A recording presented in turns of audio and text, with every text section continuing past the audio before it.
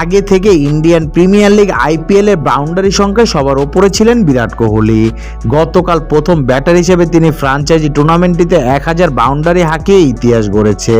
এখন পর্যন্ত আইপিএল এর 18 সংস্করণ খেলে এই তারকা 257 ম্যাচে মেরেছে 721টি চার ও 279টি ছক্কা। চলতি আইপিএল এ নিজেদের পঞ্চম ম্যাচে ঘরের মাঠে দিল্লি ক্যাপিটালসের মুখোমুখি হয়েছে বিরাট কোহলি রয়্যাল চ্যালেঞ্জার বেঙ্গালোর। ম্যাচটিতে স্বাগতিকরা আগে ব্যাট করতে নেমে কিছুটা ব্যাকফুটেই ছিল। বেঙ্গালোর প্রধান তারকা কোহলি ইনিংসটি লম্বা করতে পারেননি। 14 বলে 2 ছক্কা ও 1 চারে তিনি 22 রান করেছে।